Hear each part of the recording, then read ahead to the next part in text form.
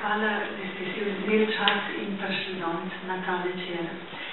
Jaz sem to predavanje zastavila z malo bolj eno večjo resnostjo in za izhodišče sem vzela knjigo Die Kunst und die Kirchen, ki je bila izdana leta 1984 v Münchnu.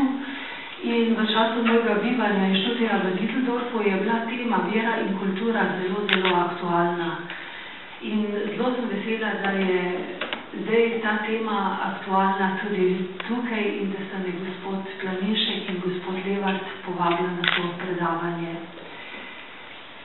Predavanje bom pospremila z diapozitivi, zaradi tega, ker želim s tem tudi pritegniti ljudi k opazovanju, k likovnemu razmišljanju in da se pomodijo tudi na podobah, ki so jih ustvarili likovniki, ker sama mislim, da je likovna vzgoja v Sloveniji zmanjšana na cinični minimum.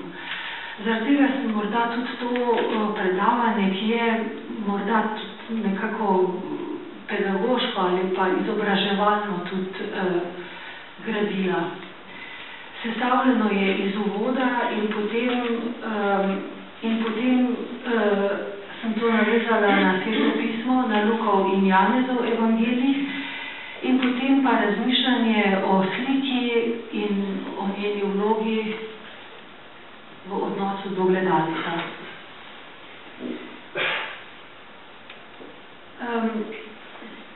Prva dva diapozitiva, ki so bankovci, eurobankovci, ki so me ob izidu nagovorili za vprašanjem, kje pa je podoba človeka.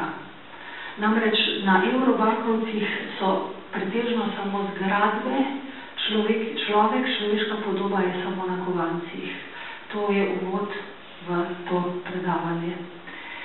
Čas globalizacije, nasilih, korenitemu premisleku in zavedanju korenin naše kulturne in duhovne podstati. Pomembno je dejstvo, da živimo v času tehnološkega in znanstvenega napredka, ki drvi s tako jakostjo, da človek teče za njima in jo gleda v hrbet. Stroji so marsikje nadomestili človeka. Človeku so omogočili lažje življenje, na drugi strani pa so stroji človeku odvzeli marsikdaj tudi dostojanstvo. V globalizacijski zmedi so se vrednote pozabile, na eurobankovcih so le mostovi, tehnika je nadomestila človeka. Pojmi utilitarizem, funkcionalizem in rentabilnost so prišli do polne veljave tudi v vsakdanjosti. To pomeni, da je resnično le, kar deluje. Kako je s sliko? Slike imajo vedno dvojni obraz. Slika ni le umetniški objekt. Slika je lahko tudi sen. Ali pričara nam lahko dišave daljnih svetov, ali raj Adama in Eve. V sliki lahko postanejo pozabljeni spomini spet živi. Slika lahko kuje naše zavedanje v vseh odtenkih. Slika odpira naše oči in oblikuje naše predstave. Slika vzbudi lahko simpatijo ali pa antipatijo. Slike so hrana za dušo, kot pravi psihologija. Pomislimo na slike, ki so nastale brez naročila in so danes v muzejih. To je Rembrandtova slika Jezus v Emausu. Vprašanje, ali je umetnost lahko šansa za religijo? Ali je umetnost sredstvo, ki razvija človekove sposobnosti doživljanja transcendentalnega? Ali je možno, da bi se zgodilo, da bi človeštvo nekega dne ostalo brez vere in bi se človekovo bivanje zožilo zgolj na prazen cinizem? Cerkve so prazne, psihoterapevtske čakalnice so prepolne. Masovna potrošnja psihostimulira in omamlja, razvedrilnih sredstev in krajev je na pretek. Uresničuje se ta lepi novi svet Aldousa Huxleya. V številnih oblikah se je izkazal na smrt bolni končni izdelek kot produkt že dolgo bolne civilizacije. Kaj ali kdo nosi krivdo vzroka za nastalo situacijo? Zakaj so vero, še posebej krščanstvo, tako prepričljivo privedli do stanja, v kakršnem se nahaja? Vera in kultura v tem kontekstu ne dosežeta preračunljive in manipulativne logike potrošništva. Ali je družba, ki je prišla do takšnega stanja, sposobna kategoriji umetnost in vera, pred vstopom v katastrofo na novo prepoznati in v polnosti oživiti? Zavedati se moramo, da so duhovno-moralne kvalitete človeka danes zelo v ozadju tehnično-organizacijske naravnanosti družbe. Če želimo izstopiti iz upetosti v racionalizem, moramo narediti refleksijo in se zavedati, da umetnost izhaja iz ročnih spretnosti, kar tvori ustvarjalno gledanje in ustvarjalno mišljenje. Tisti dan, ko sta me gospod Jože Planinšek in gospod Jure Levart nagovorila k razmisleku o zapisu, o vsebinah, sem najprej slišala v sebi stavek ora et labora, moli in delaj. Nemški romantični pisatelj Wilhelm Heinrich Wackenroder je napisal: okušanje pravega umetniškega dela primerjam z molitvijo. Ustvarjalnost, slikanje je proces razuma, duha in telesa, inspiracije, intuicije in transpiracije. Cilj procesa je ustvariti podobo, ki naj bo v celovitem sozvočju s psihofizično naravnanostjo umetnika. Namen molitve je pogovor z Bogom. Toda dejstvo je, da se lahko ustvarjanje molitvi približa. Človekove komponente vpetosti v ta dva procesa so jakost razumske, duhovne, čustvene in fizične zbranosti. Čas je pomemben v ustvarjanju, tako kot v molitvi. Predanost in čistost namena sta temeljna. Cilj molitve je pogovor z Bogom, cilj umetniškega ustvarjanja naj bi bilo umetniško delo. Cilj ustvarjanja umetniškega dela ne sme biti denar. S sekularizacijo je umetnost izstopila iz služenja bogoslužju in naročniku in je postala avtonomna. Naročnik podobe je sedaj umetniški subjekt sam. Umetniško delo samo. S tem je umetnik stopil na sam rob družbe in je prevzel vlogo tujca in zunanjega igralca. Paul Klee je dejal: nas ne podpirajo množice, mislim na likovnike. Umetnik prevzame vlogo zasmehovanega boema, umetnik je preziran kot norec ali pa čaščen kot genij. V pismu je eno bolj nevarno od drugega. V zgodovini umetnosti, izhajam iz Nemčije, je bil ekspresionizem v 50 letih 20. stoletja moda. Abstraktno umetnost je kmalu začel izpodrivati novi realizem. Provokacije moderne umetnosti so bile v cerkvenih krogih odklonjene. Pogosto nosi novi realizem v sebi kič, ki vsebuje neresnice. Posledično je nastala tako imenovana cerkvena umetnost, katero smemo velikokrat označiti kot ikonografsko šipko. Človek se vpraša, ali gre za slab okus, ali morda stoji za tem veliko malovernosti in malomešanske dopadljivosti. Lešek Kolakowski je trdil, da je sprevrženost mističnih dimenzij ali sprevrženost vere v podobah vedno učinek slabotnih, racionalnih konstruktov. To imamo v Sloveniji primere, ki so jih ustvarili skupine Irvin in Laibach. To verjetno vsi veste. V zgodovini slikarstva je pomembno mesto zavzel Paul Cézanne, ki je klasično perspektivično gradno prostora spremenil v novo gradno, fragmentarno, kateri je sledil pointilizem, ki je bistveno prispeval k razvoju grafike, tiskarske grafike in današnje računalniške gradne slike. Z uveljavitvijo konstruktivizma je postala slikarska ploskev samostojno telo, ki je dopustila gradno slike na nov način. Točka, linija in ploskev, barva so postali samostojni likovni elementi, s katerimi so umetniki vsak na svoj način gradili sliko. Ta način razmišljanja sta Vasilij Kandinski in Paul Klee teoretično predstavila in svoja razmišljanja povezovala z glasbo.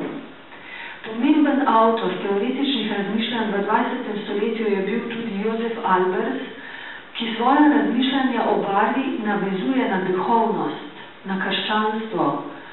Albers je trdil, da ni pomembno vedenje, ampak videnje, ki ga človek nadgradi s fantazijo in to imenuje razgledanost. Naše življenje se tako rekoč koplje v morju svetlobe in barv. Toda čeprav se vsak dan človek srečuje s svetlobo in barvami, v tisočerih odtenkih se znajde pred negotovostjo. Nekako je človek v zadregi, ko naj bi te barve uporabljal, določal njihovo skladnost in nasprotnost. Ali pa se človek navadno sploh ne zmeni zanje in mu je dovolj, da spozna na stvareh obliko, težo in druge kvalitativne lastnosti in vendar ves vidni svet se človeku prikazuje le po svetlobi in barvi. To je rekel naš znani Anton Trstenjak. Barve so otroci luči in luč je mati barve. Barva brez luči, svetlobe sploh ne živi. Barve so prav fenomen sveta, odpirajo nam duha in živo dušo sveta. Barva je življenje in življenja brez barv sploh ni. Nič nas ne more notranje bolj pretresti, kakor mavrica na nebu. Blisk in grom nas prestrašita, govorimo o črno-belem kontrastu. Barve mavrice ali svetloba severne strani neba delujejo na našo dušo nežno in pomirjajoče. Mavrica je simbol miru in znamenje Božje navzočnosti. Prebrala bom citat iz Stare zaveze, to, kar piše, ali pa lahko to preskočim. V besedilu sem se do sedaj dotaknila številnih svetopisemskih besed in začela bom z legendo o evangelistu Luku, nadaljevala z Janezovim evangelijem, kjer je luč navedena že v prvih vrsticah. Drobec naštetih pojmov iz Božje besede dokazuje, da sta vera in umetnost nerešljivo povezani. Prepoznavanje umetniškega dela nam omogočajo pa izkušnje, študij, intuicija in razločevanja. Evangelist Luka in Janezov evangelij. Kdo je bil evangelist Luka? Knjiga Legende o svetnikih pripoveduje o evangelistu Luku, da je bil rojen kot pogan v Antiohiji, glavnem mestu Sirije.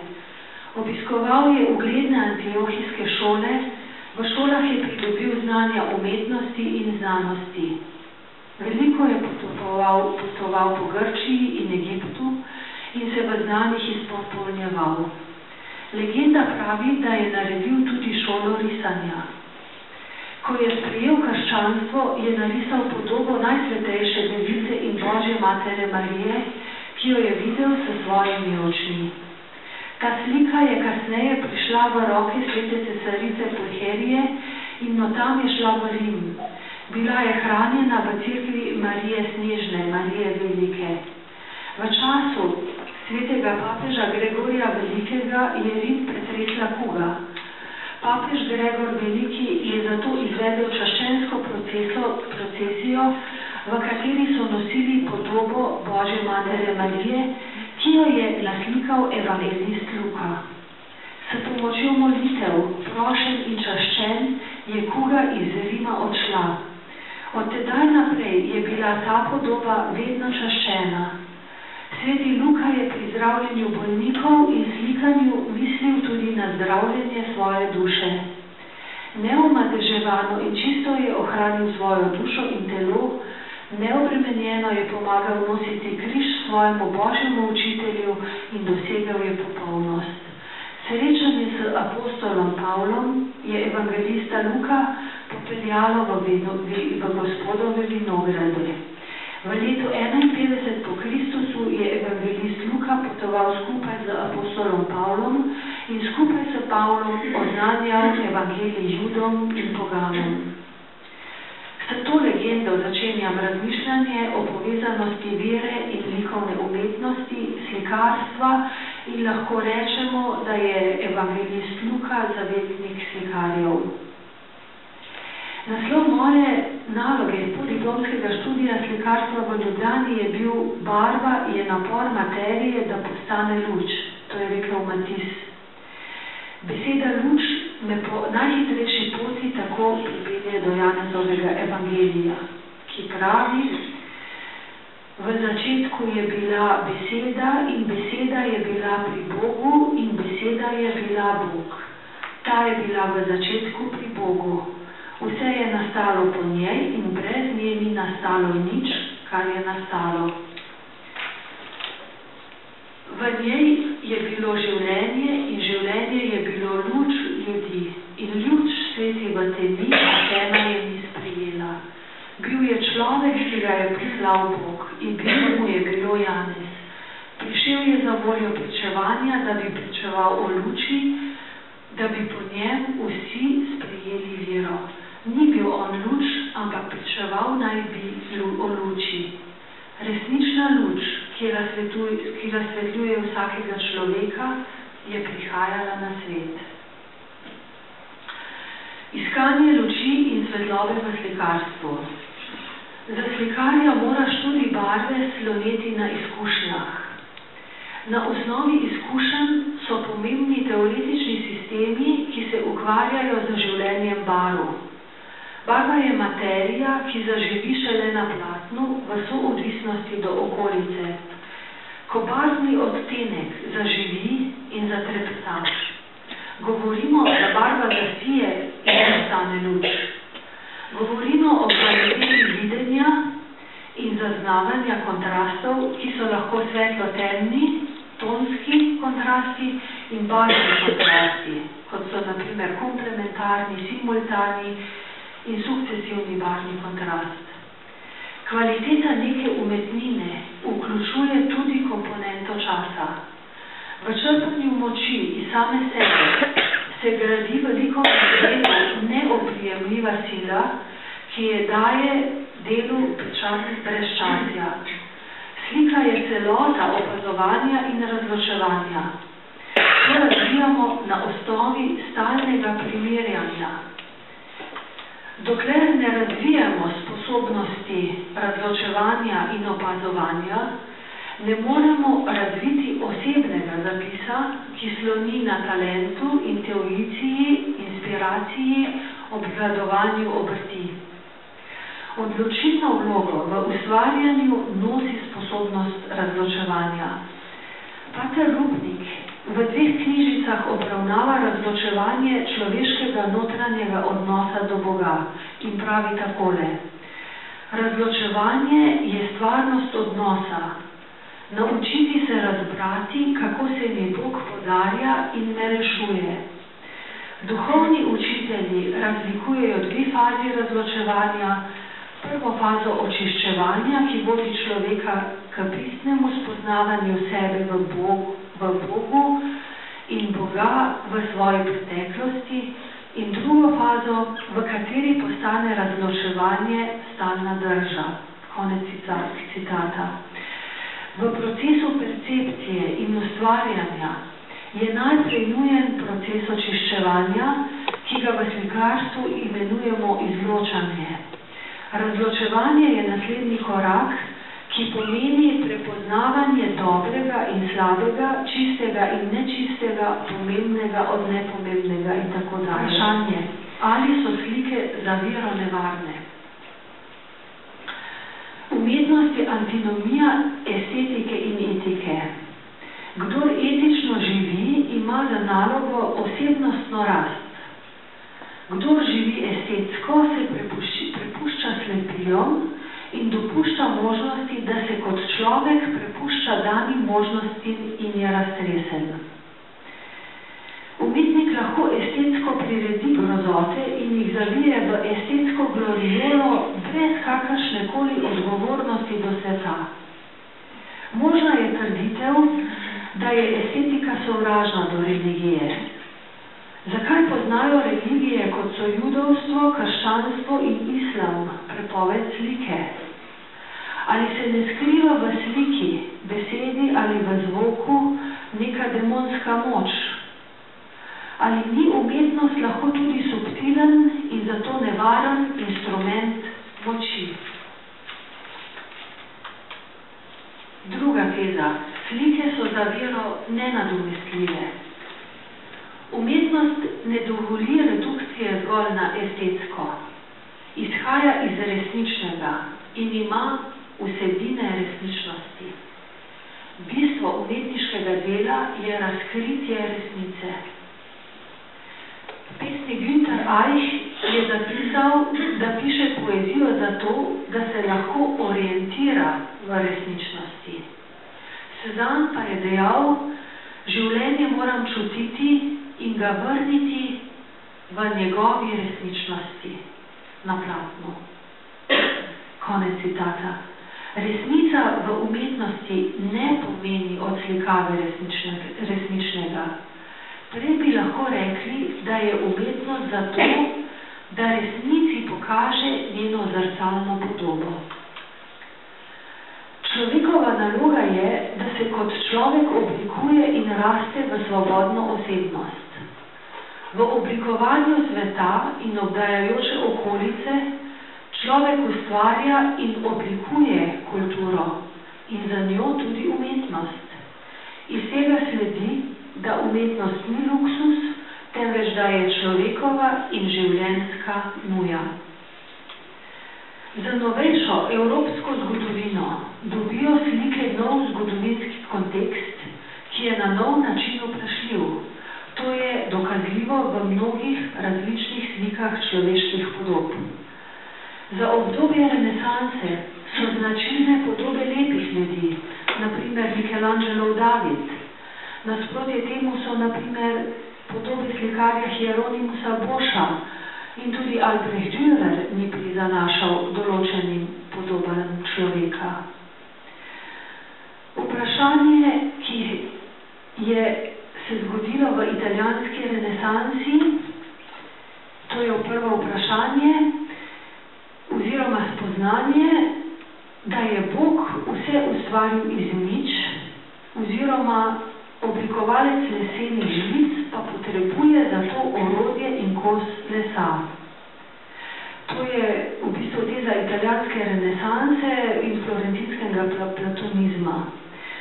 Potem sledi drugo vprašanje, ali ne izhajajo antropološka vprašanja novejše zgodovine iz antike in judovsko-krščanske tradicije. Tretje vprašanje, kako je z molitvijo in čaščenjem pred podobami? Četrto vprašanje, ali je podoba obravnavana z dovolj veliko resnostjo? Podoba je vendar fascinacija, ki človeka doseže. Podob imamo, če to hočemo ali nočemo. Človek mora do podob vzpostaviti svojo pozicijo. Filozof Francis Bacon je rekel, človek se obnaša kot gospodar narave. Descartes je rekel, cogito ergo sum. To pomeni, da je vse vprašljivo, kar ni v zavesti. Človek je razdeljen na duha in telo.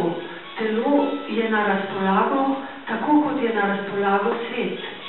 Krščansko zavedanje nosi pa v sebi dvom. Pascal je rekel, da je človeško bitje kot steblo, najšibkejše v naravi, ki pa je sposobno misliti. Sploh ni potrebno, da bi se celotno vesolje oborožilo za to, da izruje to steblo. Dovolj je sapa ali kaplja vode, da ubije ta steblo. Toda, če vesolje to steblo, se pravi človeka, izruje, bo človek vsemu navkljub ostal plemenitejši od orožja, ki ga umori, zaradi človekovega zavedanja, da umira. Vesolje v tem primeru ne ve ničesar in vendar sposobnost zavedanja in mišljenja ni najvišja človekova sposobnost. Pascal je dejal, da nad razumom stoji srce. Srce ima svoja pravila, ki jih razum ne pozna. Srce ni samo prostor čustev. Pascal s tem misli na duha. V tem je povezan z dolgo tradicijo izhajajoč iz stare zaveze preko Augustina, Bonaventure in Eckharta. Teologija srca se v novem času racionaliziranega duha ne more uveljaviti. V sodobni umetnosti 20. stoletja je nastalo veliko število kvalitetnih podob povezanih z religioznih, vendar teh kristjani niso prepoznali. V moderni umetnosti, ki to je, najdemo interpretacije transcendentnega izhajajoč iz izkušenj umetnika. Naj omenim ponovno slike Cezana. Rainer Maria Rilke je dela Cezana označil takole: človek je doslej slikal, ljubim to tukaj, namesto tukaj je, tako kot je to naredil Cezan. Cezanovo delo je izraz neuničljive ponotranjene resničnosti, odražajoč slikarjev notranji namen. Avstrijski pisatelj je o slikah Cezana razmišljal podobno in je rekel, da so Cezanove slike na začetku njegove slikarske poti naravnost strašne, kot na primer skušnjave svetega Antona. Z razvojem slikanja je Cezanne rešil svoj problem realizacije in slikanja jabolk, skal in obrazov tako, da je dosegel njemu lastno obliko in jezik. Cilj umetnosti ni nič drugega kot posredovati mir. Podobe so naša usoda. Odkar je Domje naslikal karikaturo na dar, ki prikazuje balon nad Parizom in v njem ljudi, ki fotografirajo, se postavlja vprašanje, ali želi ta novi medij nadomestiti Božje oko. Navzočnost kamere je v našem življenju postala nezanemarljiva. Tehnika je naredila spominjanje nepotrebno in s tem morda nepotrebno tudi upanje. Božja sodba je odpoklicana s filmskimi trakovi, ampak kateri Bog zmore toliko cinizma, kot ga zmore posredovati kamera? Ali zmore pomagati tehnika tudi v trenutkih njene odpovedi, podobno kot to zmorejo pisma in knjige. Moja slikarska izkušnja o resnici in fotografskem zapisu izhaja iz izkušenj portretiranja. Portret iskrenega človeka, brez skritih stremljenj in namenov, roka brez težav zariše ali naslika. Težav s podobnostjo ni. Človek, ki nosi v sebi težke skrivnosti in je razdvojen, takšnega človeka je skoraj nemogoče naslikati takšnega, kot je. Fotoaparat zapisa, kot ga naredijo oko, možgani, srce in roka, ne zmore. Proces percepcije videnega in opazovanega v končnem zapisu rezultira v novi, nejasni podobi. V resnici ta nejasnost podobnosti s portretiranko oziroma portretirancem odseva tudi nejasnost človekove notranjosti. Kot slikarka zagovarjam stališče, da je slikarstvo avtonomen medij, ki se sme posluževati le najosnovnejših sredstev, kot so čopiči, barve, veziva in je neodvisno od tehnoloških pripomočkov, na primer fotokamere, projekcije motiva na belo površino platno. Fotografski aparat je sredstvo, ki naredi razdaljo in ovira neposrednost slikarskega zapisa. Ali je tehnokratski narcisizem nadomestil duha idealizma in humanistike?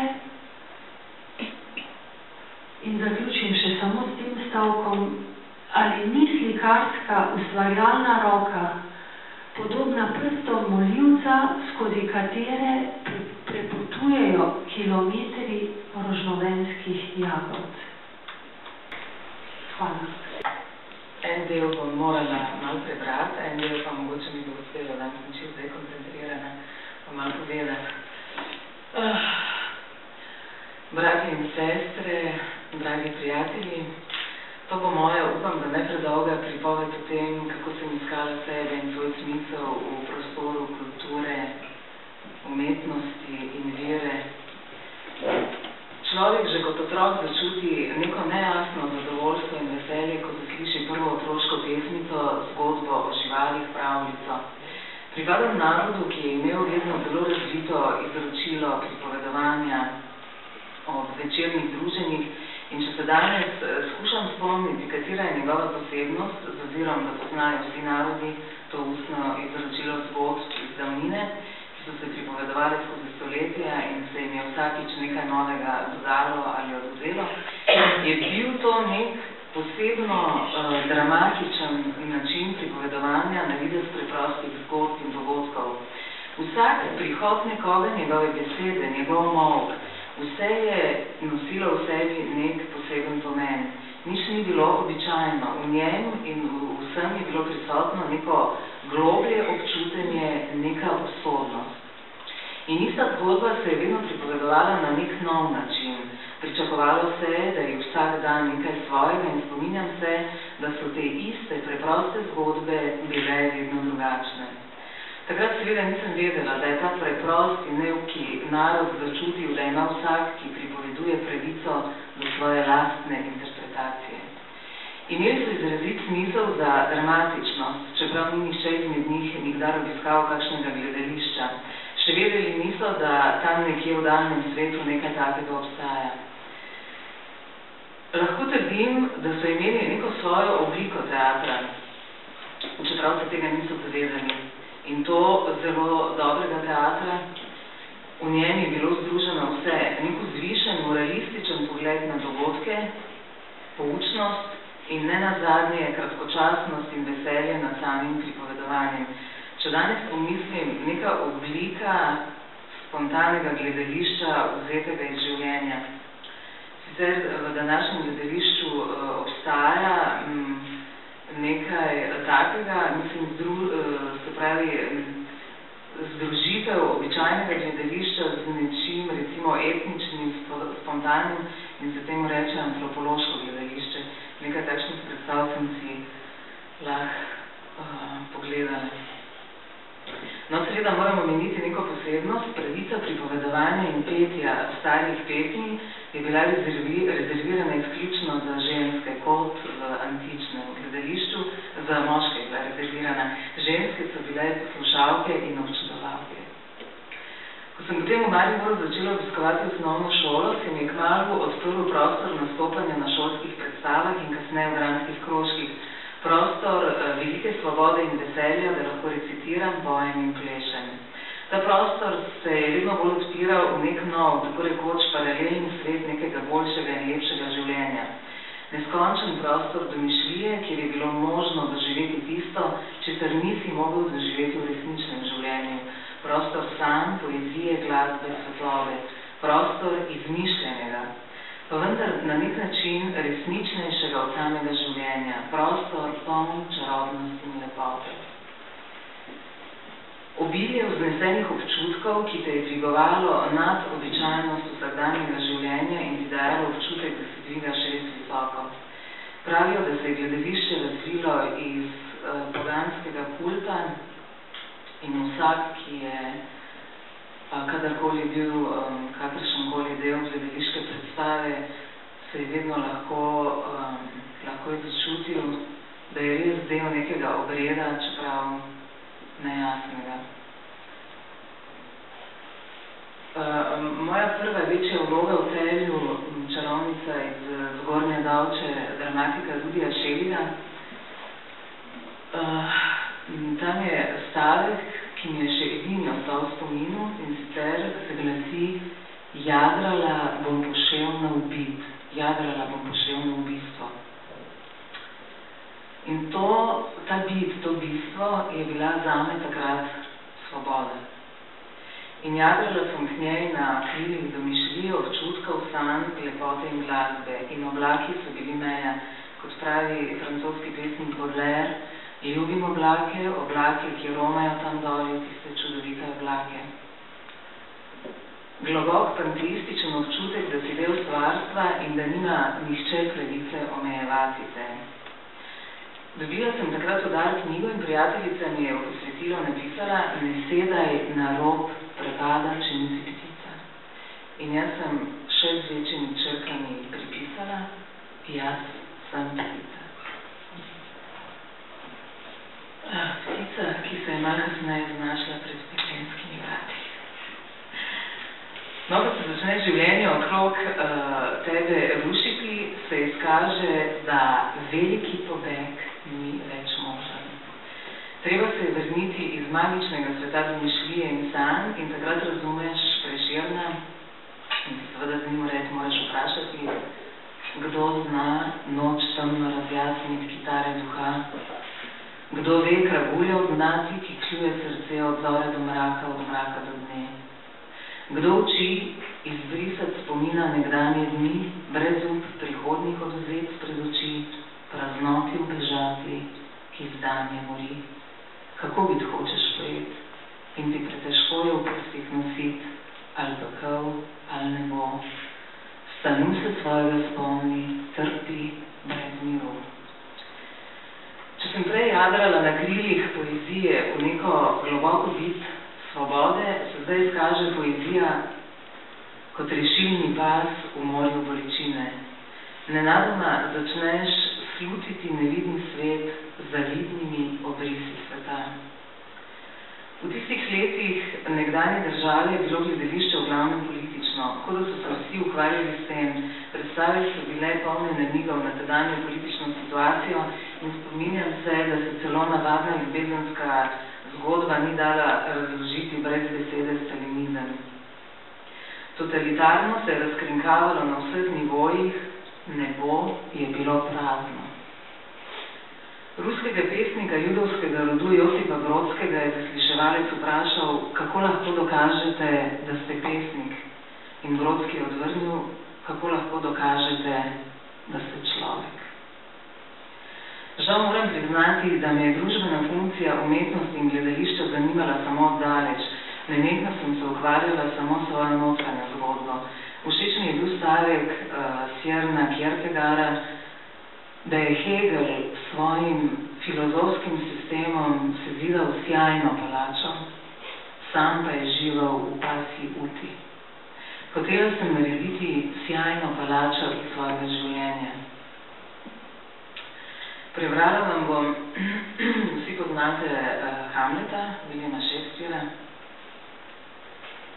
da se na koncu zgodba konča tragično, na danskem dvoru so vsi mrtvi in osvajalec Fortinbras, norveški princ, zavzame dansko kraljestvo brez borbe. In vedno sem se spraševala, kaj se v bistvu zgodi, mislim, ne vem, vedno me je intrigiralo, kako bi se ta zgodba, nekdo bi moral napisati, kako se to nadaljuje.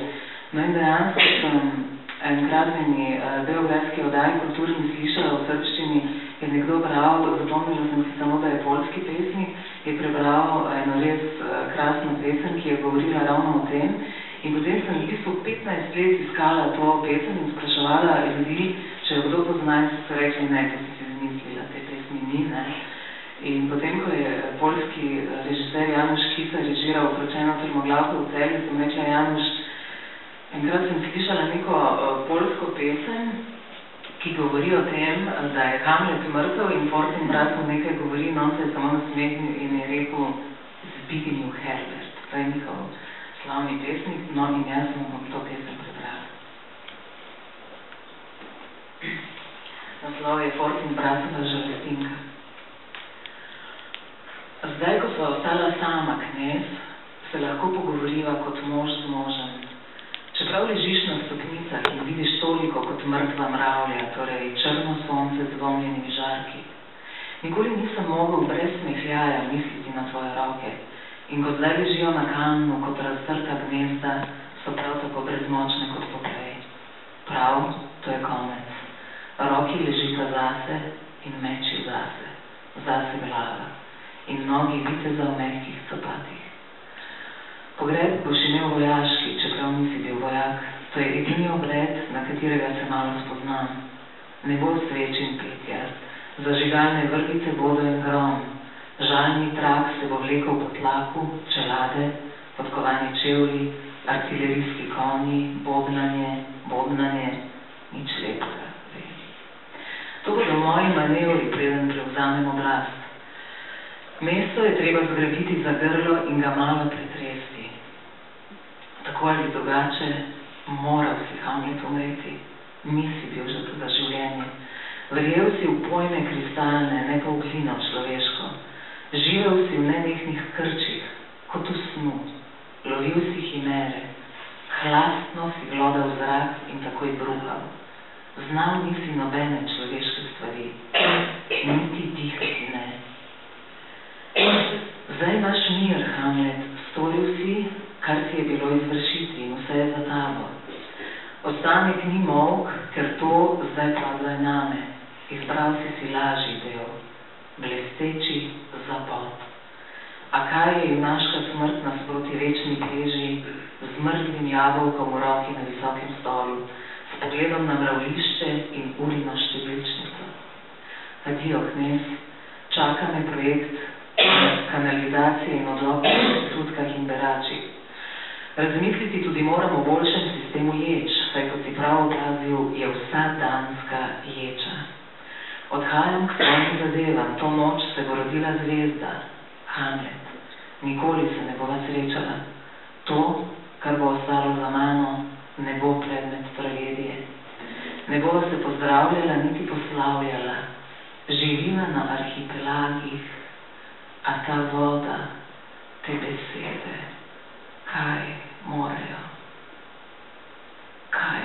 knez. No in takrat je to bilo tako. Na eni strani pragmatiki, kot je Fortinbras, na drugi strani sanjači, kot je Hamlet, kot so vsi umetniki, kot so vsi občutljivi ljudje, kot so vsi tisti, ki si želijo, da bi bil ta svet boljši. In vsi v morju besed, ki ne zmorejo nič. In takrat sem tudi sama globoko začutila to nemoč in v bistvu se vse to moje utapljanje v besedah, v igrah, v poeziji res izkazalo kot v nekem trenutku nek usoden zaman. Kdaj v svojem življenju našla besedo, ki nekaj pomeni? Predolga. Hvala Bogu sem jo našla. Tudi Jana je precitirala. V začetek Janezovega evangelija, v začetku je bila beseda. Beseda je bila pri Bogu in Bog je bila beseda. Končna beseda, ki zmore, ki na novo rodi. Beseda, ki je tako močna, da, kot je rekel Maksimilijan Matjaž, profesor Svetega pisma, katerega biblično skupino obiskujem, beseda, ki zmore ločiti mozek od kosti.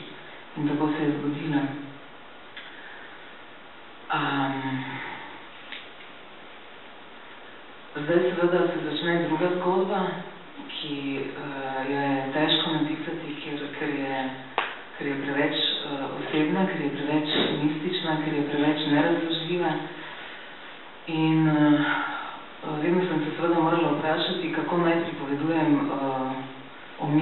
kje je čudež in kako naj razložim čudež. Ker milost je sploh, to, kar sem vam zdaj prebrala, o čem zdaj govorim, sem predavala, so me povabili, da predavam v Mariborski stolnici in zdelo se mi je nenavadno, da je tudi v tem bila velika milost, da ravno stolnica, kjer mi je Bog podaril vero v Jezusa Kristusa in ki sem jo v svojih res mnogih molitvah in vsega zelo dobro poznala, da sem zdaj po 9 letih, ker to se je zgodilo leta 2003 na pravoslavni Božič 7. januarja, da sem zdaj v tej cerkvi imela predavanje o tem. In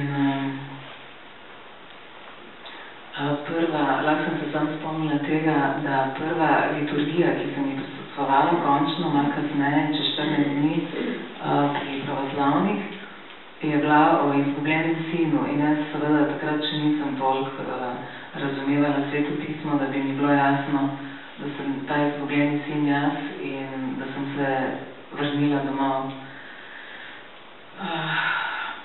Res sem se končno vrnila domov. Cerkev je zame ladja rešitve sredi tega ponorelega sveta, kraj Božje nežnosti, kraj, kjer se končno ničesar več ne bojim in kjer je vse jasno. Končno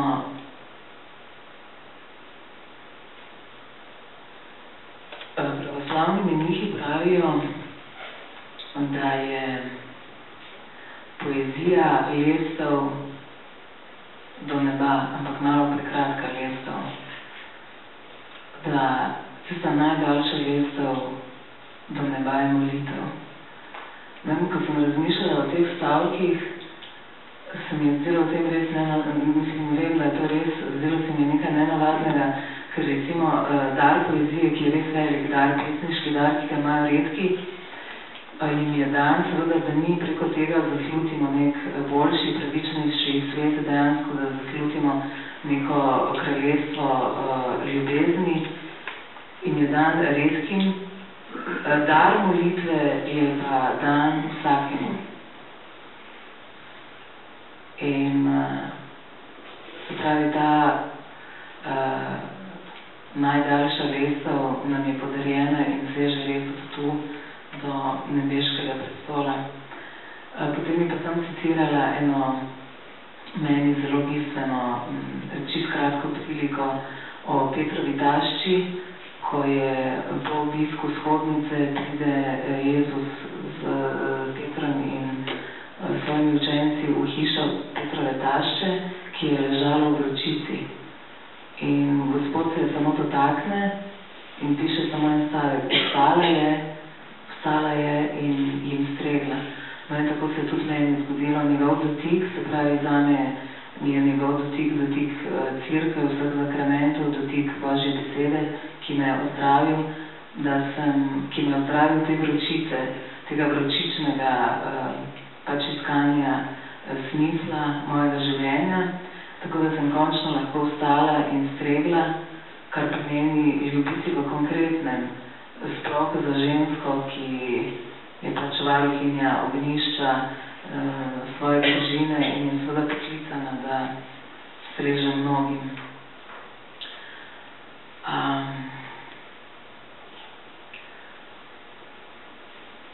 Zdaj ne bi več preveč, imela sem recimo ogromno misli kot igralka. Eden mojih meni zelo ljubih dramatikov je Anton Pavlovič Čehov in zelo me je prizadelo, ko sem prebrala, da je trdil, da je rekel, odgovorov ni, je samo življenje. Prizadelo zato, ker takrat še v obdobju, ko sem iskala te odgovore, se mi je res vedno zdelo, da so, ne, in hvala Bogu, da sem pač ustrajala v tem iskanju, ker kdo trka, se mu bo res odprlo. Rekla bi pa samo še to, da glede te lestve, se pravi lestve poezije in nasploh umetnosti na eni strani in lestve molitve, ki je daljša, mislim, če spremljam nekatere ustvarjalce, lahko opaziš, da se v bistvu kmalu tudi sami s tem strinjajo. Zadnji verzi, ki jih je napisal William Shakespeare, so verzi iz drame Vihar, ki jih spregovori Prospero, in sicer se glasijo: v obup se mi pogreza vse, če me molitev ne odme, ki trka milosti na dvir, izsili odrezo in mir. In seveda to so, če pomisliš, čisto krščanski verzi, ker človek, ki je res napisal toliko, kolikor ni napisal nihče, ki je dobesedno obdelal vse, kar je v zvezi s človekom možno, se pravi, je prišel do tega, da se mu brez molitve, brez Božje milosti lahko vse to ogromno znanje in vsa ta umetnost poleg nje, se pravi, se lahko pogrezne samo v obup. Tako da to, kar je Jana začela, bomo pa prebrala ta uvod v Evangelij.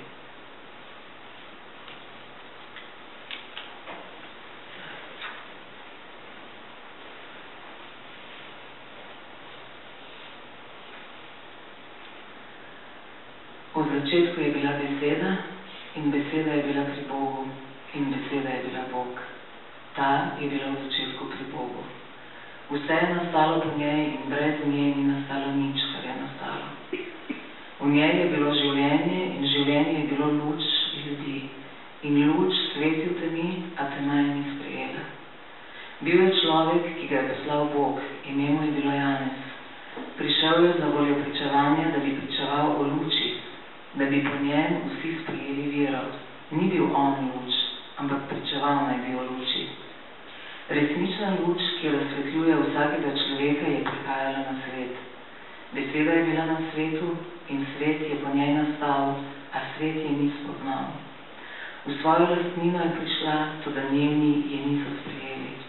Tistim pa, ki so jo sprejeli, je dala moč, da postanejo Božji otroci. Vsem, ki verujejo v njeno ime in se niso rodili iz krvi, ne iz volje mesa, ne iz volje moža, ampak iz Boga. In beseda je postala meso in se naselila med nami. Videli smo njeno veličastvo, veličastvo, ki ga ima od očeta, kot edinorojeni sin, polna milosti in resnice. Janez je pričeval o njej in klical. To je bil tisti, o katerem sem rekel: kateri pride za menoj je pred menoj, ker je bil prej kakor jaz. Kajti iz njegove polnosti smo vsi prejeli milost za milostjo. Postava je bila namreč dana po Mojzesu, milost in resnica pa je prišla pri Jezusu Kristusu. Boga ni nikoli nihče videl. Edinorojeni Bog, ki biva v očetovem naročju, on je razložil. Najlepša